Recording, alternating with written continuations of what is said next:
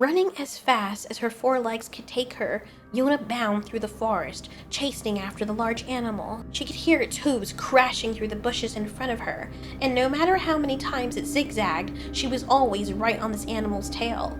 She was a hunter. The large buck bobbed and weaved through the trees, leaping sometimes even 10 feet in the air over fallen trees and branches, maneuvers that were tried and true and should have lost its pursuer. But Yona was right on him. There was a time when golden retrievers were seen as companion animals. Yona's mother is from that time, before they left.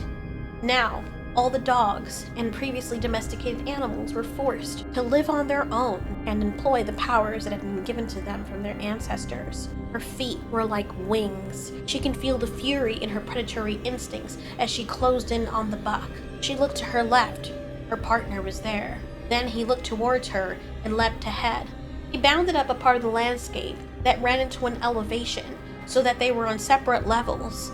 Yona on the ground level where all the trees were, and Banjo, the Doberman Pinscher, on the top level where there were sparse trees which opened up into a grassy area. The buck knew the forest like the back of his knees, but he was smart enough not to go into the upper level and open grassland. He's been chased by these types of creatures before. He knows that they are fastest and they're most efficient when they can run in a straight open area. He decided in that moment that he was not going to give him that chance.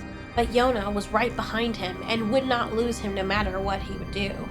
The buck thought to himself that maybe he was getting old. Not to mention his antlers were now so big and cumbersome that he had to be careful the route that he took where his antlers wouldn't get stuck. One wrong move, his antlers got hooked onto a tree or something as he was running at 40 miles per hour. His body would keep going and his head would remain in place. He's seen another buck, even older than him, die that way. The kill was instant. He snapped his own neck. The culprit, low-hanging branches that had been there for thousands of years. What had become a successful tool of pride for him, winning him many females, which resulted in countless offspring, was also a burden for him, and a curse when he was trying to escape danger. Yona snapped at the buck's heels and started barking furiously and out of frustration. The buck wanted to weave to the right, but Yona was right on him, and in an instant she was parallel to him, on his right side, almost as though she was forcing him up the elevation where her partner was waiting. The buck had no choice, and where she was forcing him and going in on him, the trees were getting thicker. He had to make a right now, or this wouldn't end well. Unfortunately, he never got that chance. He tried to use his front legs and his very sharp hooves to kick her, to kick this creature that is so relentless and aggressive. He could not use his antlers in these tight spaces, so his hooves would have to do. Unfortunately, when he felt the sting of her teeth in his feet, his flight response took over. Pain is one of those motivators. He banked a hard left and climbed up the elevation where Banjo was waiting for him. Banjo used his teeth and snapped at the buck's haunches. The large male deer almost tripped over his own legs. He ran through the grassland, Banjo right on his heels. The Doberman Pinscher, built for speed, elegance, and efficiency. The dog quickly caught up to the buck, and the buck knew that he had to do something. He was going to die and get tired. He was already getting tired. Quickly, he took a right and went back into the trees. Banjo called out an alert to let his partner know that the buck was heading back towards her. Yona watched as this large animal seemingly flew over her head and through the trees and then landed on his legs. A sickening crunch was heard as he landed hard on the ground. He got up and kept running. The buck felt pain shooting up through his right front leg. He didn't want to look down, but Yona could see what was happening. He was running on a broken leg. A piece of it was flopping around, but it's as if the buck did not register it. Yona barked out.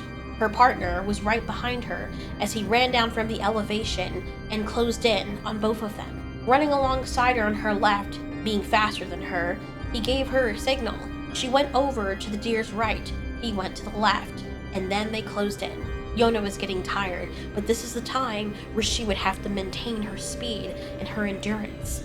She has been hunting like this for her whole life now, and it was even more important than ever that they make this kill.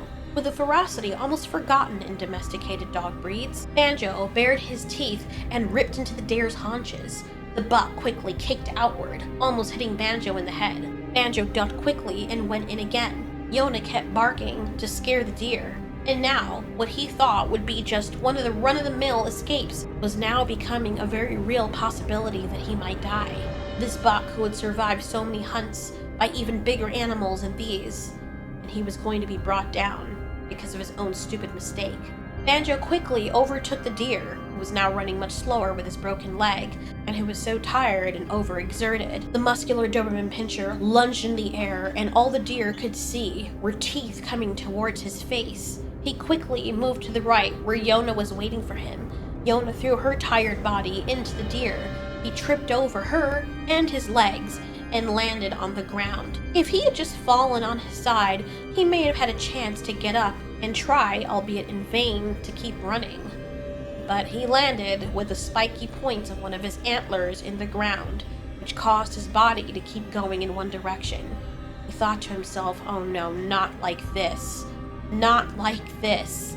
His body, his heavy, muscular, iron-rich body, kept tumbling over with the momentum of the speed that he was going, while his antlers kept his head rooted in the ground. Another crunch was heard, much louder than the one that was heard when he broke his leg. What was worse is that he didn't die instantly. Without the least bit of hesitation, Banjo quickly went for his neck and tore into it mercilessly. The buck was still alive, although he could see the light leaving his eyes. Yona also joined in and started tearing on the other side. Good thing his spine was severed. The poor buck couldn't feel anything as his life left him, as the dogs tore into him. All was peaceful again in the hills, at least for now. Banjo and Yona quickly ate as much as they could. Yona stared lovingly at him. She really appreciated having Banjo around, even if it's just for these hunts. Banjo ate his fill as quickly as possible and then patrolled the area. It didn't take very long for other predators to catch the scent of this recently fallen quarry. Banjo seemed to urge on Yona to eat as much as she could. Banjo's ears were perked up. His long, slender tail stood still. His hair was raised along the middle of his back, and up his neck and the back of his head. Dinghyenas. Creatures that seemed like an awful offshoot of hyenas, with a personality and features reminiscent of the dingo, bear, and hyena. They prowled towards the two. Banjo was not interested in playing this game. He snarled at them, his ears pinned to his head. Yona understood the assignment, and she quickly ate and started barking at them as well. Of course, these two dogs were no match for these much larger 300-pound animals. Dinghyenas were so formidable that their nickname around these parts are the Meadow Maulers. Dogs have nothing on them, and these creatures, an invasive species, are said to be single-handedly responsible for almost driving wolves to extinction. They are the only creatures who have successfully driven one species to extinction. A species that nobody thought would ever leave. The tenacious and overly resilient coyotes. For whatever reason, these creatures have hunted them, and only them, for the longest while until there was not one left. Surely there were wild dogs around the area that had coyote DNA in them, but as it stood as of now, the coyotes are a thing of the past. Banjo barked at Yona and she took off in the woods. Banjo guarded the corpse for as long as he could. He purposely remained there, knowing that the Meadow Maulers would concentrate on him, taking a challenge, and not go after Yona. If it was all the same to them, they would gladly claim the corpse, but kill him in the process and eat him as well. When they were close enough, Banjo took off running in an opposite direction. Two of the Meadow Maulers took after him. They were terrifyingly and surprisingly fast for their sheer size and bulk. Luckily enough, Banjo was faster, and he escaped. Yona didn't stop running until she reached the summit of the hills. She then crawled into a very small space. She lay down and waited for her 3 puppies to come to her. They were still small and helpless, but this was around the time they should start learning to eat some solid food. Shaking out her shaggy coat, she wagged her tail and whimpered, wanting them to come closer. She then arched her back and started heaving, purging the contents of her stomach that she just ate. Very iron-rich meat. She watched with joy as her puppies came closer, sniffed it curiously, and started playing with each other. She ate some of it, showing them how to ingest the meal. This was alien to them. This would be the first time they've ever eaten solid food. The concept of using their jaws to eat something and swallow it was alien to them. But as they watched carefully what their mom was doing, soon enough, they started doing the same. When Yona's puppies were old enough, she carefully led them out of their den. The oldest was Riku, a wise boy who cared about his siblings. He cared about the people closest to him and would fight for them. Ordinarily, he's shy, but very creative and open-minded. He had a way with his mother. When she would tell him to do something, instead of just obeying, he would always ask her why, always curious as to others' decisions and the world around him. That initially got him into trouble a lot, but eventually, Yona learned to accept these qualities about her firstborn son. Then there was her second, a combative, truculent, and contentious little puppy, the only one of the litter who seemed to have more of her features than his father's. Koda. He was born to be a leader. He was beautiful and a handsome little puppy, but Yona always feared that someday he would get himself killed. He always leapt first and asked questions later. In this world, it was not a safe and wise quality to have. No matter how many times Yona tried to teach him and instruct him to think before leaping. It's okay to be brave and intrepid even, but to protect your siblings, you should sometimes fear some things. It just never stuck. Yona hoped that as he got older, he'd become wiser. But as the puppies grew, there seemed to be no sign of Koda slowing this behavior. Then there was a last-born and the only female of the litter named Luna, the one who looked most like her father, Banjo. She was also the runt of the litter. She was quiet, yet observant. She always seemed to be off in some other world. She was wondrous, like her firstborn brother, but she was cautious sometimes to a fault. When they were much smaller, her brothers never gave up an opportunity to bully her. Now that they were old enough to know better, they focused on each other and interacted with the world around them. Luna, however, stayed close to her mother. When Luna's brothers would tease her about that, Yona would lick her pup and say that it was okay, and us girls had to stay together. Yona would show her puppies how to catch small prey. She was really good at this, and whenever the puppies tried on something smaller like insects, they would fail miserably. Riku, however, would assess what his mother was doing and wonder why they were failing at it. And then, he would experiment over and over again on different things like rocks or leaves. Eventually, he would crack the code. Koda would make fun of him for it, saying that he was a show-off and that he didn't actually know what he was doing. But after Riku graduated and started catching very small insects that were very fast, and he did it over and over again with great success, Koda had nothing to say. Instead, Koda became competitive and tried to do it his way, making a mess of things and scaring the prey away more often than not.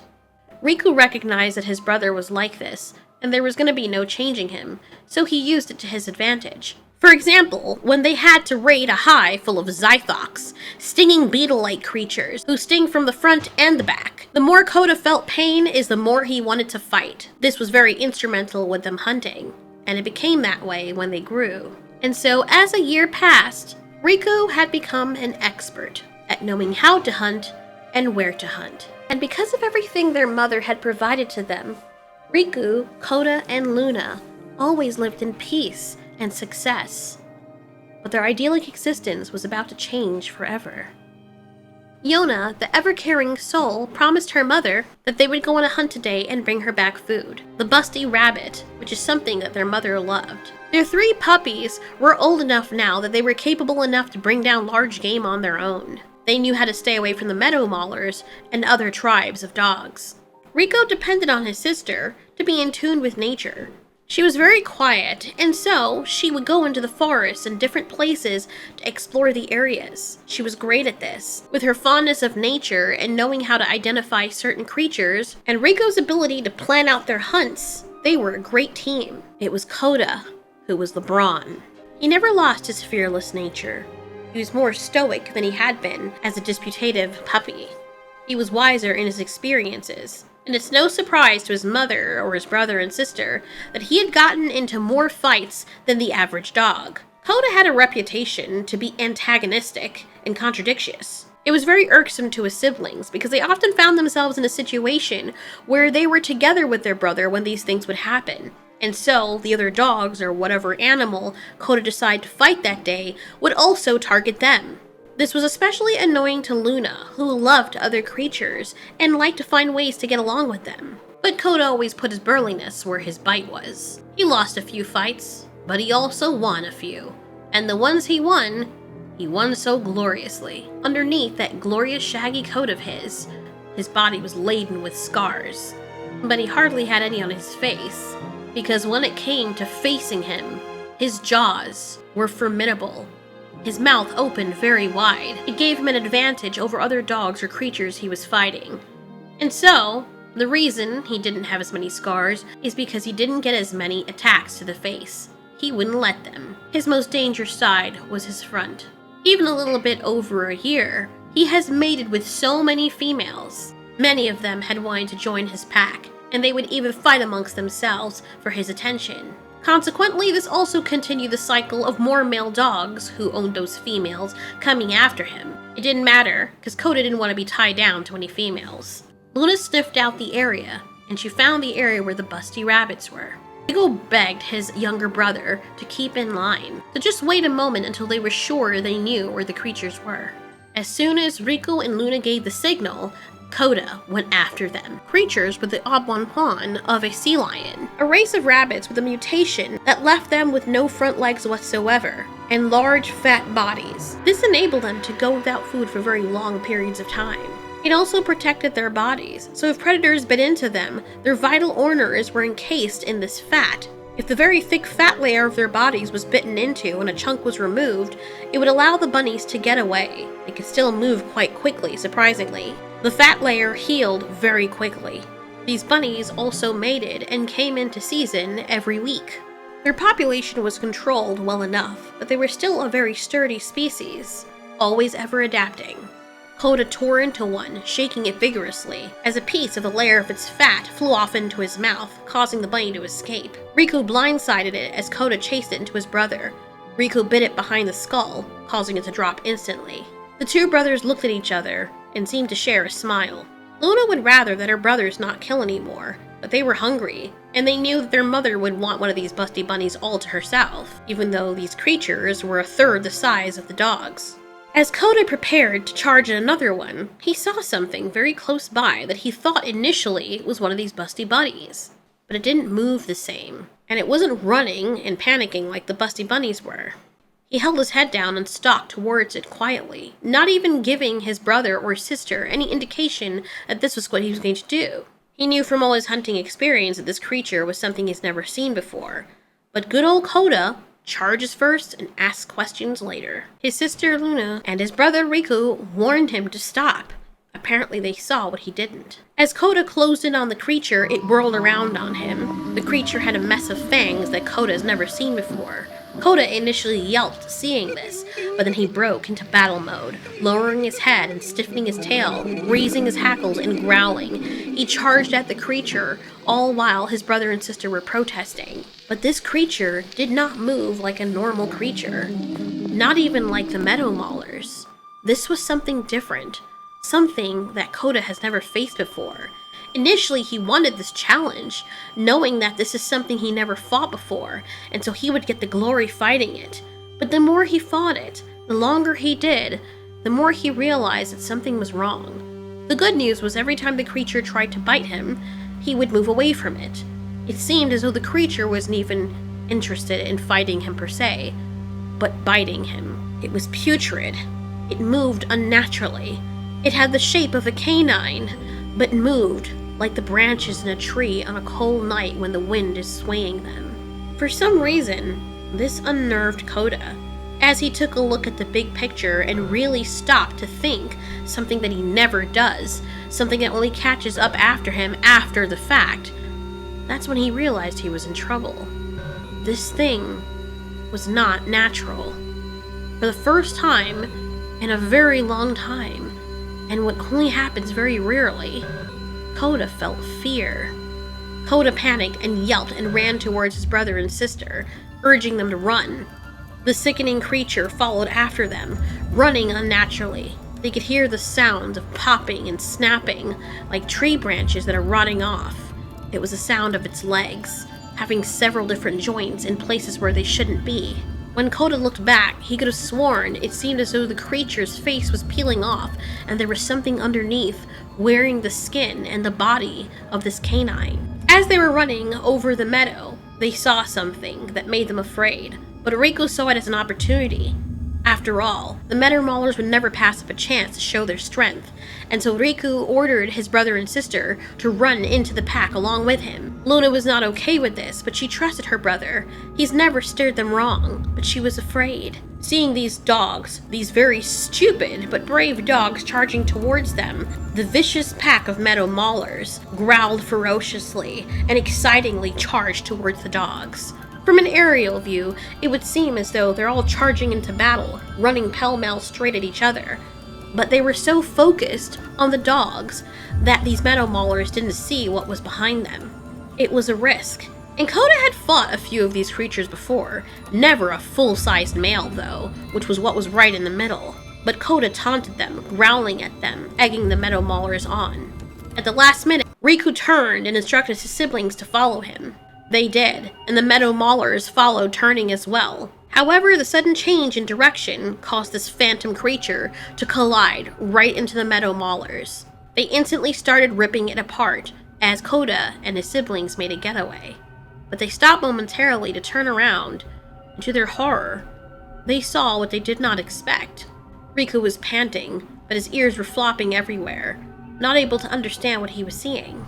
The three siblings looked in complete disbelief as this thing single-handedly tore apart the entire pack of Meadow Maulers, formidable predators that everything was afraid of here, and this creature single-pawedly tore them all to bits. With a low, menacing growl, it turned its gaze back towards the pack of siblings. They saw something hanging from its jaws, a long string that they realized were the innards of one of the Meadow Maulers. The creature quickly took after them. The only thing they could think of was to run towards the den. By now, they had dropped the busty bunnies. The last thing they were thinking about was bringing food home for their mother. They were now fighting for their lives. There was a snapping noise, and to Luna's horror, when she looked behind her, she saw this dreaded entity. Riku promptly put himself between the entity and his sister, wanting to do anything to save his loved ones. He told them to run. He turned off from his siblings, causing the entity to chase after him. When Koda realized what he was doing, he quickly turned off as well, refusing to let his brother fight this thing alone. Koda was indeed scared of this thing, because he knew something was wrong with it, but he'd be damned if he let his brother die. But Riku told him no. They had to go and protect their mother, because at this point, they would lead it straight to her. The sister and mom were all that mattered, and it was Koda's job to protect them. Koda was torn because he wanted to fight to save his brother. But if he was honest with himself, he was terrified. He was really terrified. For the first time, he was actually relieved that his brother had excused him to run away. Koda bit at his sister's neck, getting her attention, and they ran to the den. Riku was still running for his life in the opposite direction. When Koda and Luna got to the den, and they told Yona what was going on, she was beside herself. She was so upset and so afraid for her son that she charged out of the den and went to where they told her this was happening. She told them to stay, but Koda refused. Luna hid in the den, whimpering and crying, trying to get all of what happened out of her mind and scared for her family, but too afraid to go back and face that demon with them. Yona and her son Koda ran side by side back out to the main meadow, but Riku was nowhere in sight. Koda begged his mother to go back to the den, that he would go and find his brother, but she refused, and she had an idea. She and Koda traveled deeper into the forest until they arrived at an area with rocky walls. It was located near her hunting grounds. She whimpered loudly, and Koda and her were startled as they heard growling and something large crashing through the trees.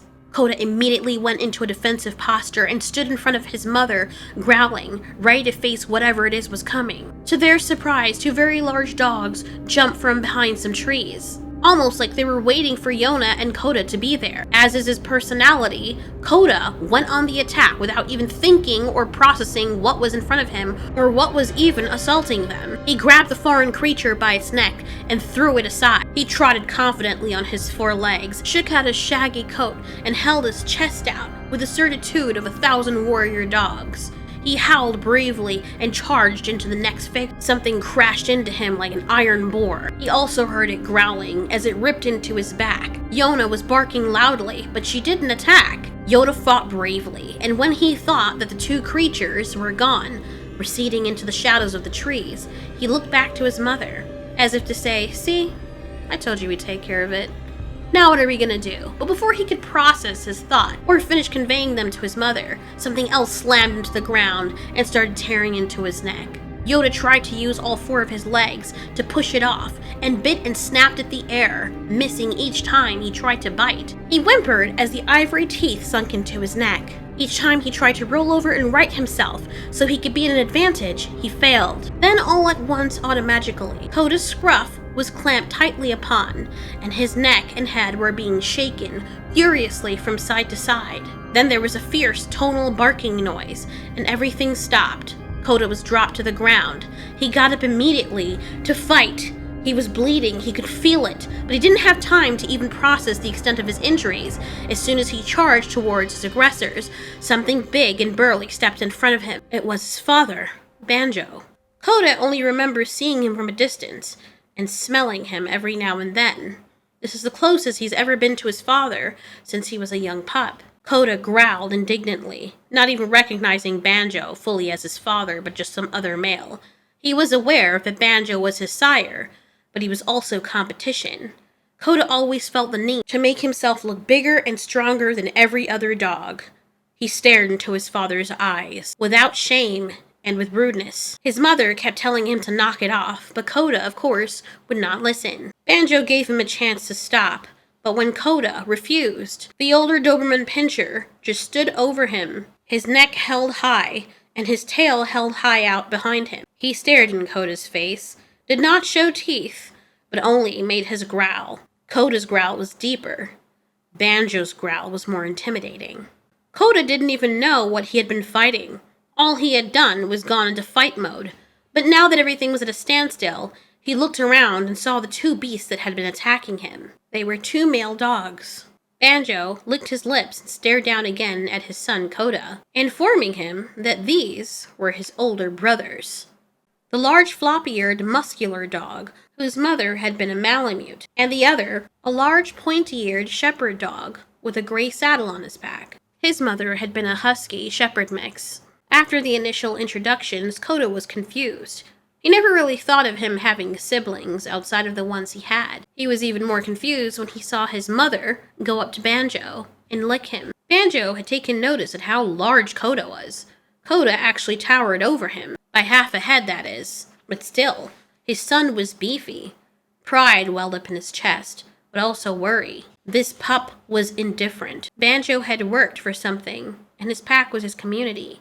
These 2 sons of his were his side fighters, the ones he trusted with his life, and who he expected to take care of the pack should anything bad happen. Banjo questioned why Yona was so worried, and she told him. Koda relayed the rest of the story, leaving out the fact that he had been so afraid. Koda noticed his older brother, who actually resembled him quite a bit, had the bright icy blue eyes that he also did. He looked over and noticed the same with the shepherd-looking dog.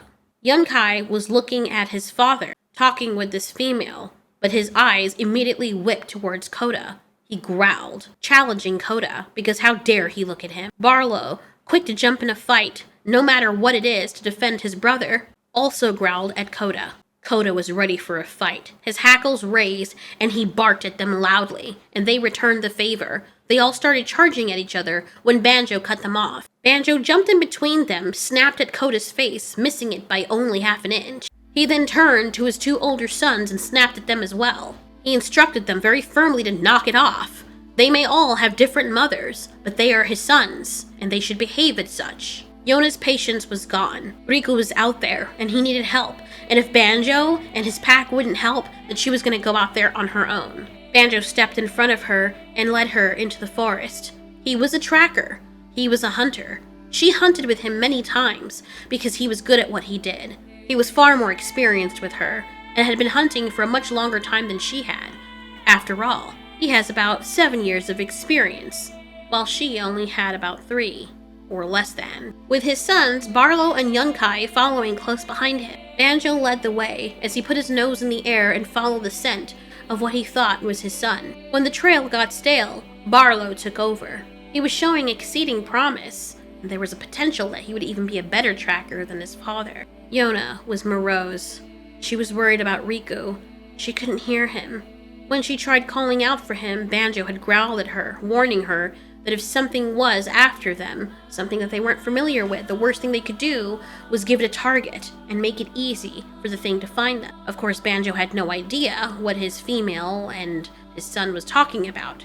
He's never seen this thing they were describing. Yona has never seen it, but she immediately believed her offspring, especially since 2 of them came home and 1 was missing. As Koda walked bravely beside his mother, he stared at his 2 brothers ahead of him, walking on either side of their father. He questioned his mother about the blue eyes. The dogs were smart enough to understand how the world worked around them. They know that brown eyes are a dominant color. Of course, there were some breeds that were left over that had the gene for the bright blue eyes.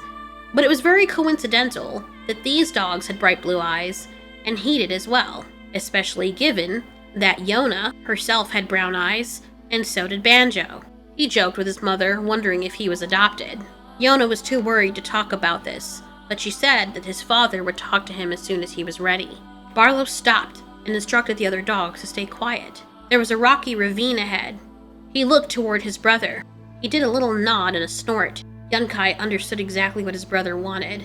He perked his ears up, and he went down the rocky ravine, more agile than any dog that Koda's ever seen. Now that everything was moving slowly, Koda not in fighting mode anymore, he was able to appreciate the grace and strength of his 2 brothers.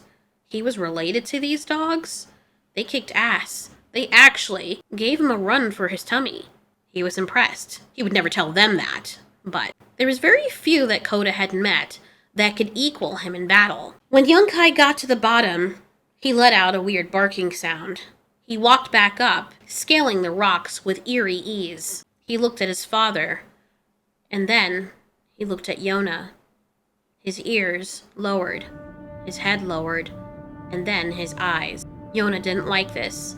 She tried to go down the rocks, but Yunkai stopped her, saying that there was a safer way to do this. They took her down that way, and Yunkai led her to what he had found.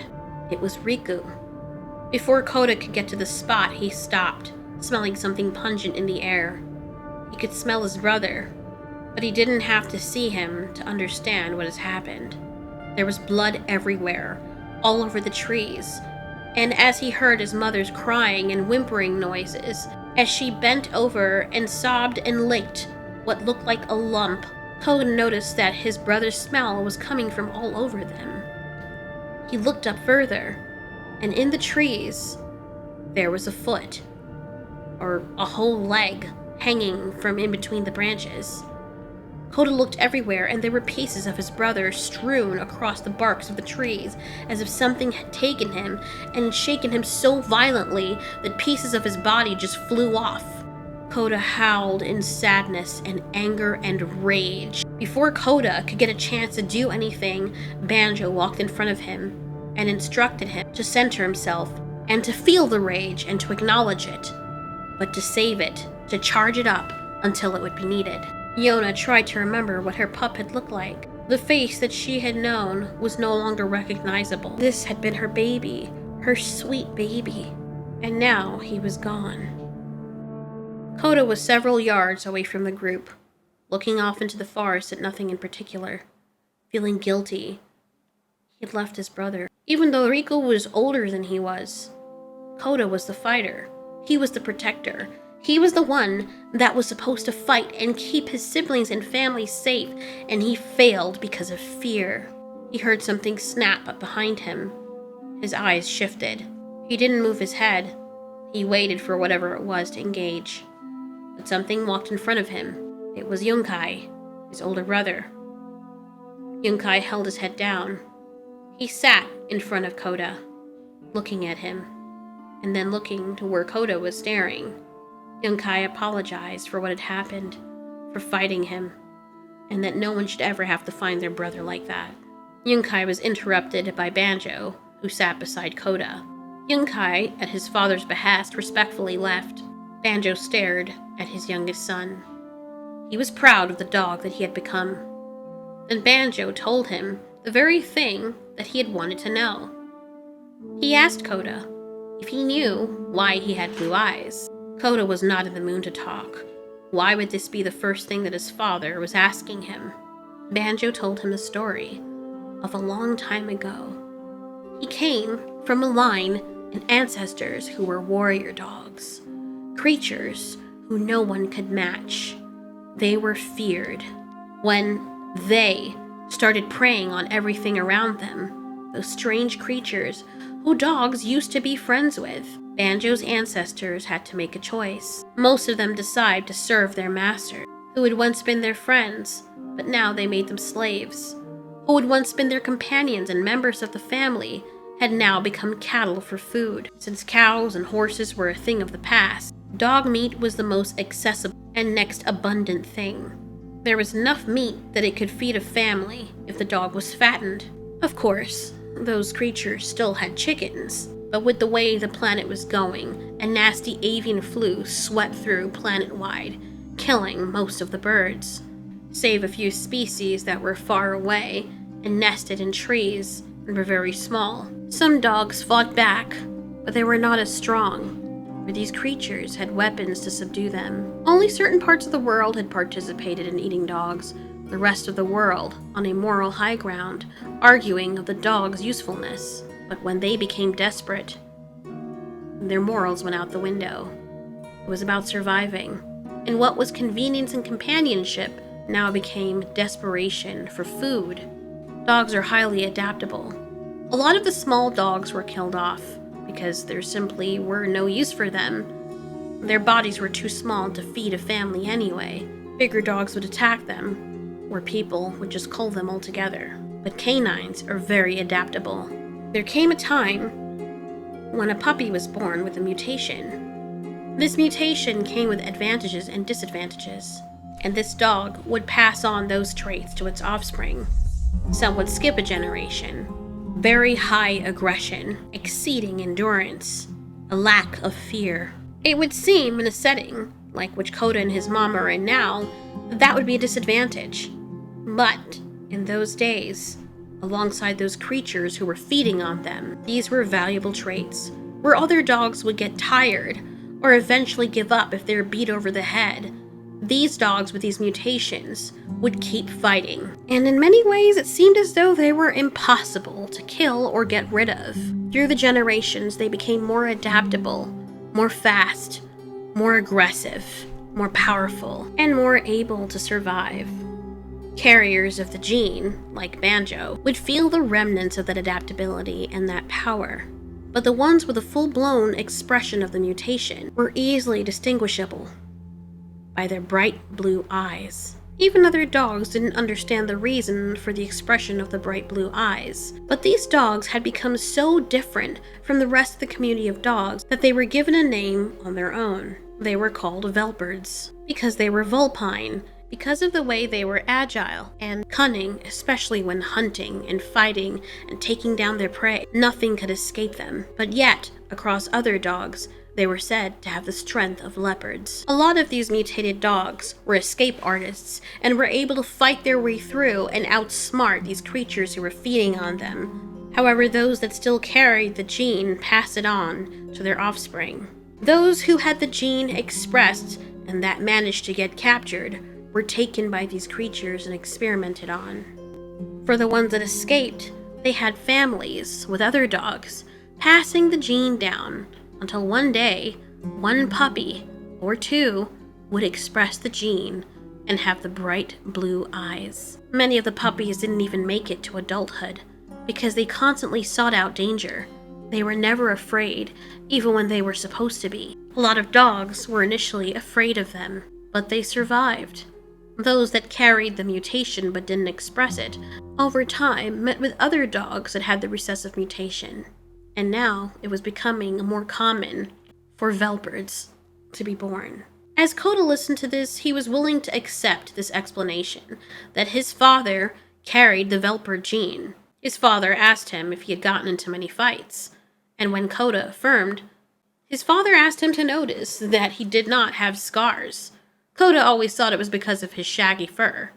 With this, Banjo found it amusing, and explained to his son that even dogs with shaggy fur, who fought as much as Koda and his brothers did, would have scars. Where scars are very bad, the fur does not grow back. There would be patches and scratches everywhere. Yet, on Koda, you could see none. Also, Koda remembers growing up the scratches that he would have would go away within a matter of 2 days. To a faint little scar, if you peeled back the fur, you would have to look very carefully to tell if it was even ever there. A pain rang through Koda's heart as he remembered his brother's remains. He knows this means that if he comes from a long line of warriors, and he has this mutation expressed, that he is the best one to go out there and avenge his brother. But a thought came to him. His sister, Luna. She has blue eyes as well, or rather, grayish eyes. But yet she did not have the trait whatsoever. Banjo mentioned that it's only the dogs with really bright blue eyes that are the ones with the gene. The icy blue that was evident in Koda, Barlow, and Yunkai. Yona was now sadly just lying on top of the piece of Riku that was the most complete. His head, upper neck, and piece of his chest. She was so depressed, she didn't have the heart to stand or do anything else. She couldn't think. All that she could register was sadness. Koda and Banjo walked back to the area, and stood a few feet away. Looking at his father, Koda mentioned that he wanted to avenge his brother. Banjo understood. Koda, his 2 brothers, his father, and his mother walked back listlessly to his mother's den. Banjo basically had to hold her up with his body. Luna quickly came out to meet them. She licked her mother furiously, wondering where was Riku. She could smell him all over her mom, and she was excited. She ran in circles and loops and figure eights, and she called out for her brother, searching for him through the pack. But he was nowhere. When she ran up to Koda and licked his mouth, she looked into his icy blue eyes, only to be met with sorrow and anguish. Luna felt dead inside when she understood. She ran back into the den, crying all over again, missing her brother, knowing that she would never see him again. Yona crawled into the den as though she were a shell of herself. She lay down. She breathed in very deeply, and then sighed and closed her eyes and went to sleep, not wanting to stay awake and feel these feelings. Luna licked her mom and cried with her, the both of them whimpering. When Luna looked back and saw Koda leaving, she ran out. Where is he going?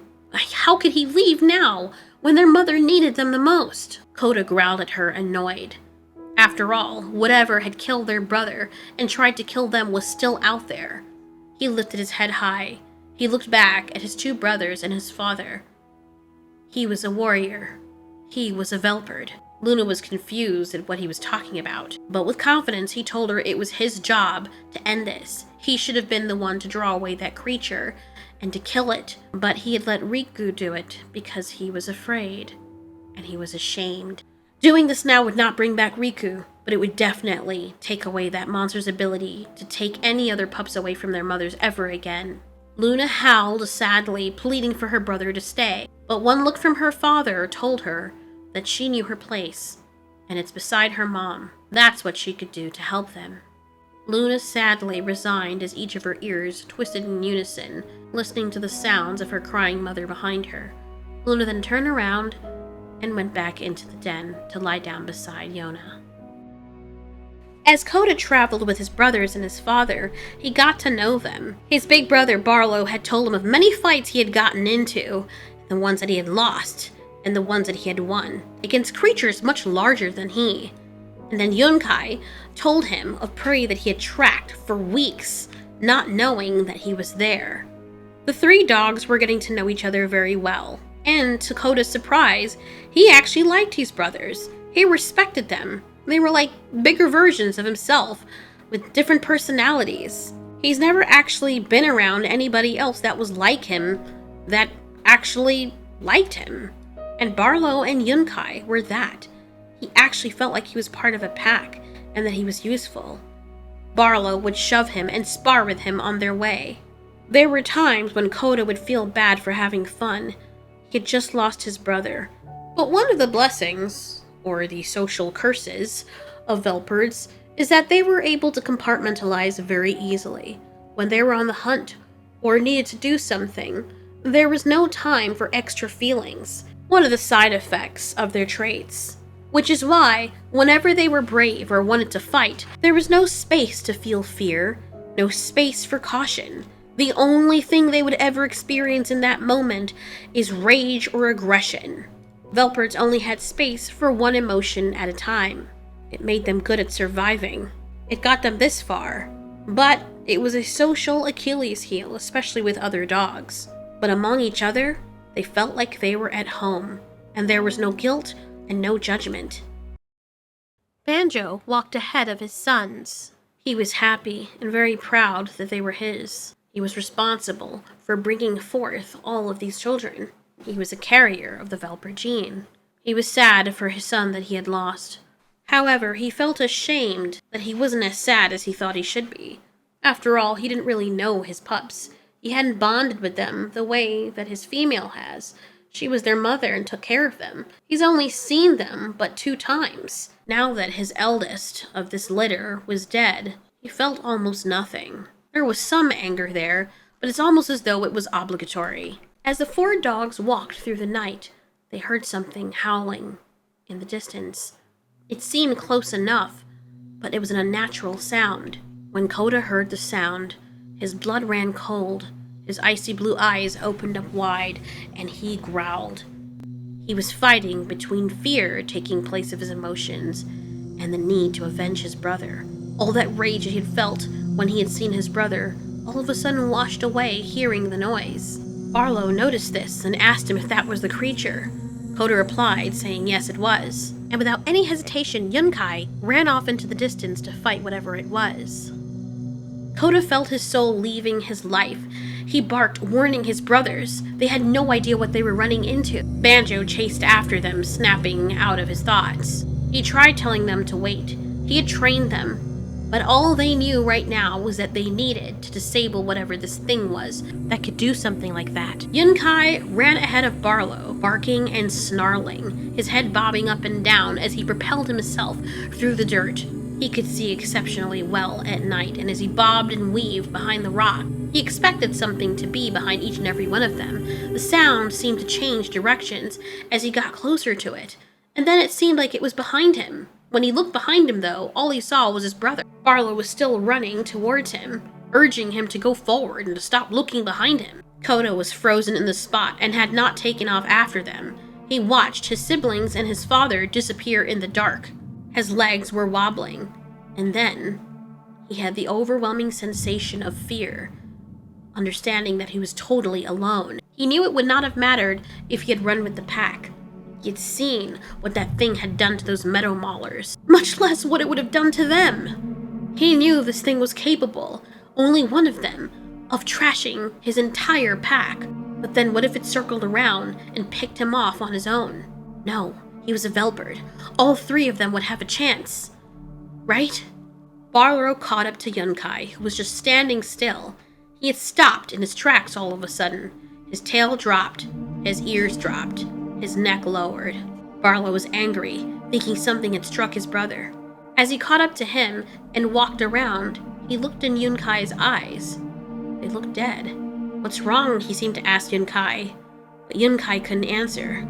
His mouth dropped slack. He was gasping for air. It's confusing, Yunkai would answer. Nothing is here. It's like we're chasing the wind.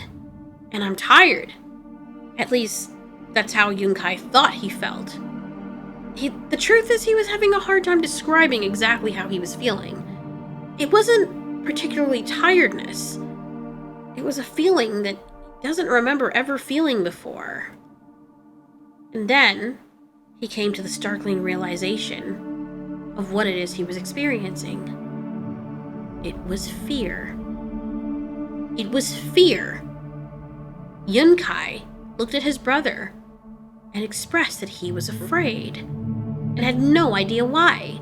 The sound of this creature that sounded like a dog, but didn't, it more so sounded like something trying to impersonate one, had suddenly just stopped.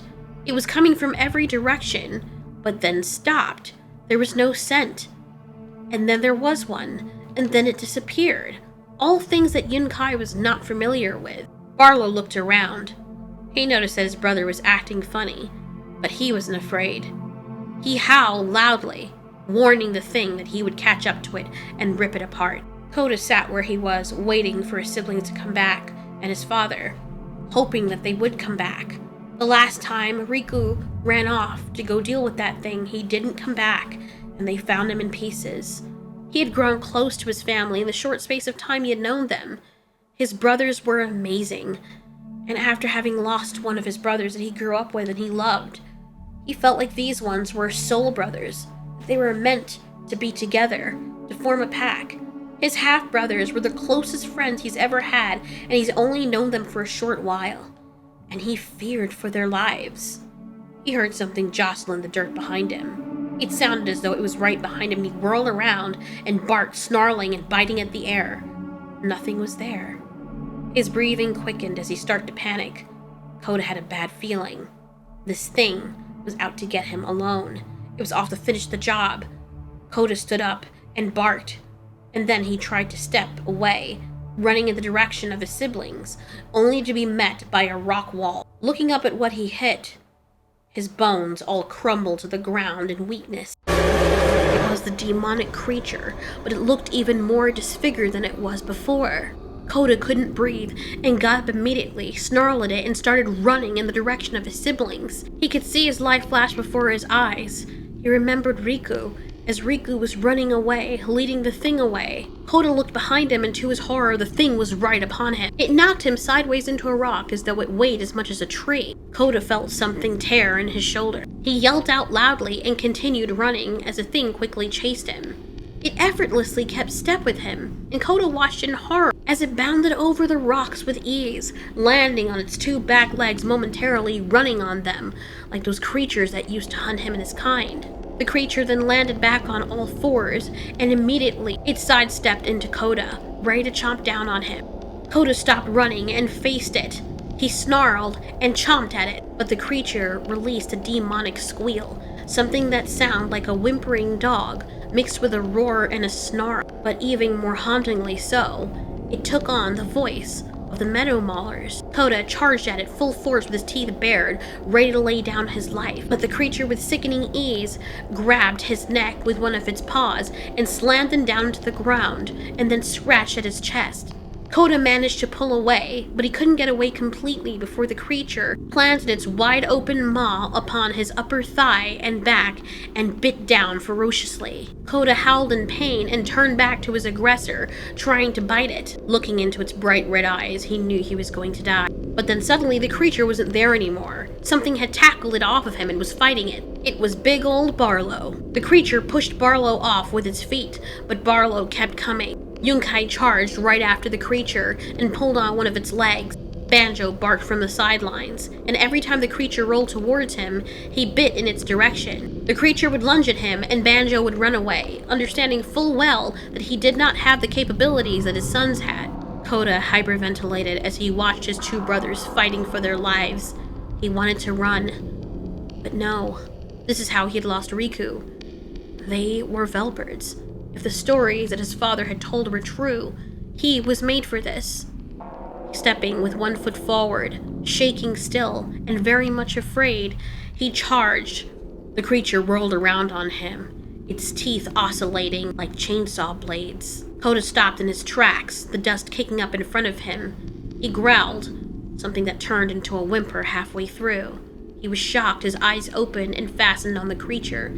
Fear took over him again. He remembered what had happened to Riku, how he had found his body, and viscera everywhere. Barlow was also afraid, but he didn't have time to give rise to fear, because all he cared about now was protecting his family and his new little brother. He'd always wanted a little brother, and now that he found one that was just like him, he wanted to do everything to show his little brother that he was someone to look up to, that he was someone to aspire to. He would die before he let anything happen to his brothers. As if beyond annoyed, the creature closed its eyes and then took in a deep breath, held back its head, and howled an ear-piercing shriek. All the dogs immediately dropped to the ground and held their ears with their paws. They rolled around in the dirt, wanting the noise to stop. Koda tightened his eyes, feeling the pain shoot through his skull. Then he was picked up, and he could feel as a piece of his flesh was ripped away from his body. The creature was on top of him, and to Koda's horror, he heard the creature chew and swallow that piece of skin or flesh that he had just ripped off. Barlow screamed out in horror at what this thing had done to his brother. He charged into it, and the creature immediately tackled him and tore into his neck. Yunkai barked and cried for his brother. Koda, seeing this happen, got up. He fell at first because of his injury. He didn't even realize just how injured he was, but he was not going to let his brother die. He ran full force at this disgusting abomination and bit into its neck. Using its mighty paw, it flicked him away. But even though Koda's back hit upon a wall, a splatter of blood left as a mark on the rock face, he got back up, pushed off with his hind legs off of his own bloody rock, and charged towards the creature again. He and Yunkai taking turns and at the same time attacking this creature who snapped at them. Banjo jumped in on top of the creature's back and bit into its dorsal. The creature had these translucent tentacles sticking out of its back, and Banjo bit into one. He howled immediately from the pain that coursed through his mouth. Pieces of the skin of his mouth started to fall away. He writhed on the floor. As Banjo was writhing on the floor, trying to get the pain to stop, and to stop the substance from eating through the flesh in his mouth, the creature raised its large foreleg and crushed his skull.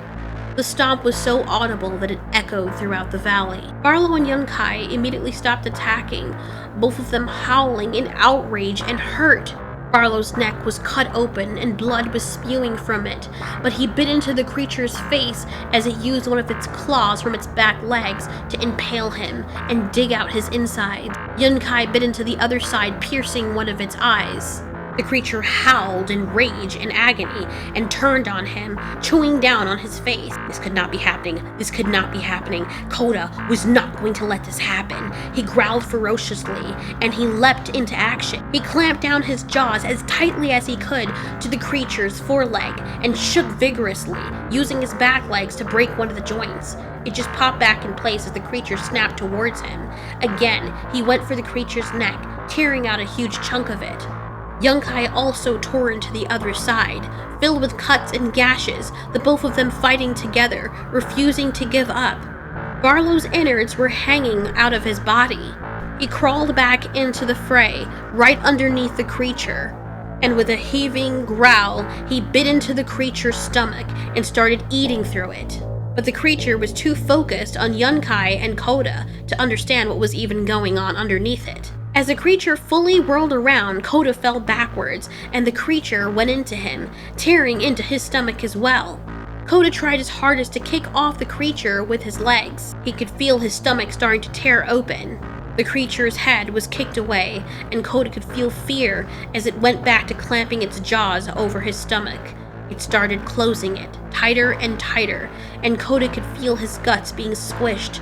He could feel his breath leaving his body. He couldn't even take a breath anymore, and his eyes bulged. And then something was biting into the creature's face, with as much vigor as the creature was using to attack these dogs. And to Koda's wonderment, it was his sister, his little sister Luna. Where did she come from? The four siblings all fought, tearing into this thing's neck, while Barlow took out its insides. The intestines of the creature immediately dropped into Barlow's mouth, and all over his open wound where his intestines were strewn on the ground. Barlow kicked in agony as he could feel the heat coursing through his body. As he kicked, his hind legs also kicked and got wrapped up in his own intestines. Just a little bit of help that his sister had given them, Koda was able to get from underneath the creature and bite into its neck again, along with Yunkai. The creature was using its claws to stab all of them. As Luna felt the pain, she whimpered and ran away, yelping, feeling the stab in her side. But Yunkai and Koda kept attacking, each of them eating into the neck of this nasty creature, until eventually it stopped attacking. Its jaws swung open, and its head fell off. The two dogs had eaten clean through it. Surprisingly, the monster had been attacking this whole time while its neck was barely connected. It immediately dropped to the floor in a heap, steam rising into the cold night. The night was spookily quiet. Everything had been so loud. The shrieking, the roaring, the crying, the yelping, the squelching, the cracking, the snapping. It was so quiet. Koda and Yunkai looked around. Koda ran to his brother. His brother licked him, the both of them whimpering from their injuries. And they looked towards the body. Barlow, half of his body, was laying outside the creature. The both of them jumped into action and pulled Barlow's body from under the creature. His head and his 2 front legs were still stuck underneath it. As they pulled him forward, they couldn't tell what was guts and what was Barlow. And finally, they pulled out their brother, covered in blood. He was still alive, and they were shocked that he was. He smiled up at them, the icy blue in his eyes starting to fade. Barlow was proud. He relayed to his 2 brothers that they had done well as warriors. They had avenged their family and their father. He told Yunkai that the pack needs him, but Yunkai did not feel equipped to lead a pack of dogs. Koda never usually shows emotion, but he nuzzled his brother. Barlow was already dead. Koda howled into the moon, saddened. He couldn't believe that he had just met his brother, and after having lost one he was really close with, he lost another one. Koda and Yunkai walked over to their father's body. It lay lifeless on the ground. The father's head, a tattered mess of bone and flesh and goo. When Luna walked up beside them, she couldn't help but burst into a crying fit. This was just too much for her. Her face was covered in the blood from biting the creature. It tasted awful. The night was sad, and Yunkai and Koda and Luna howled. They took that time, knowing that the danger was gone, to mourn their loved ones. They howled for 2 hours, until they could not anymore. After having ripped into the creature's body, for good measure, and as a disrespectful gesture to the corpse, they started to walk home. They knew predators would come to the area. They tried to cover up the bodies of their loved ones, their father and their brother, but they had no time. Koda was still very confused as to why his sister was here, why she left their mother all alone. It didn't make sense.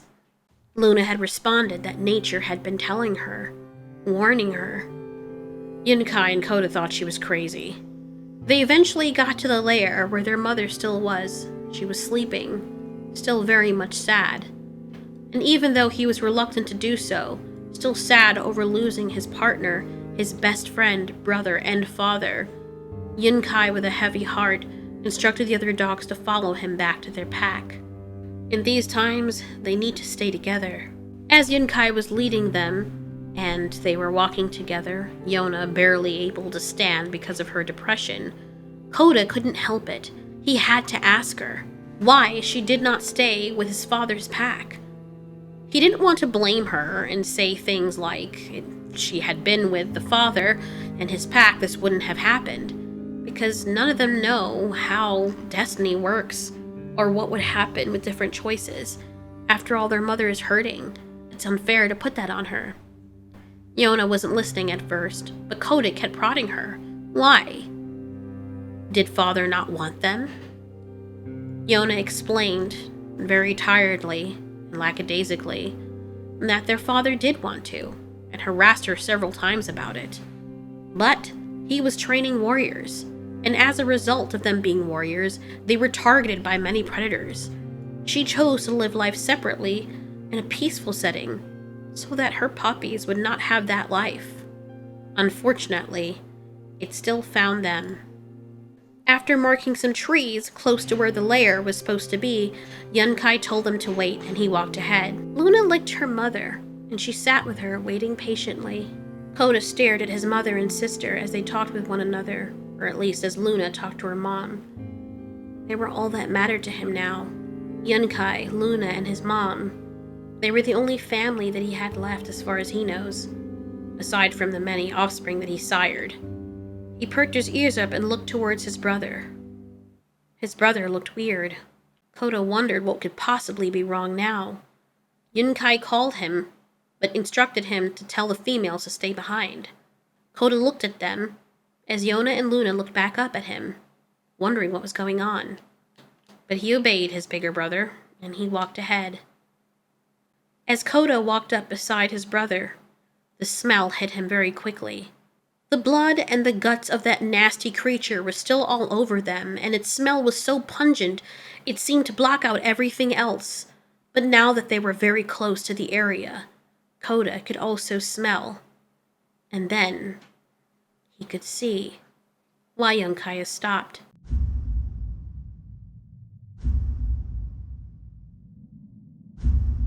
Yunkai sadly pinned his ears.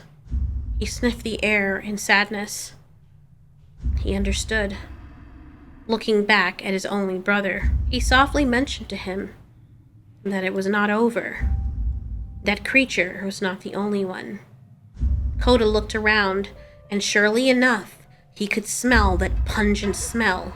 It wasn't just on him. These were new pungent smells from new individuals. He saw the large paw prints of the monstrous creatures that had come and killed off the entire pack. Luna left her mom's side, wondering what was going on. She was too curious. Why weren't they going forward? Did the pack have a problem with them?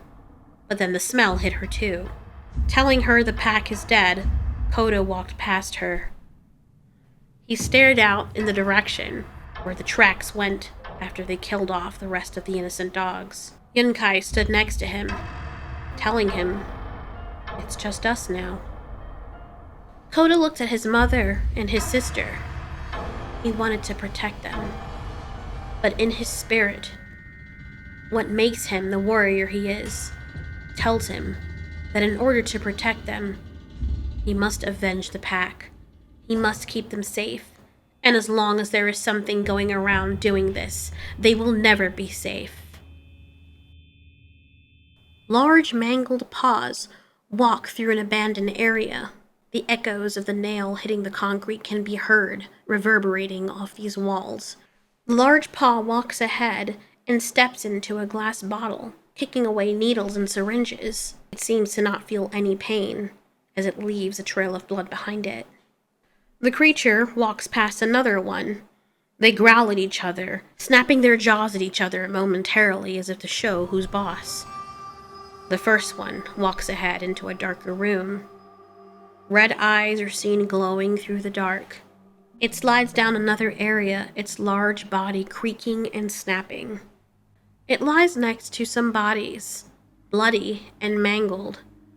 One is a dog, a young dog, whimpering.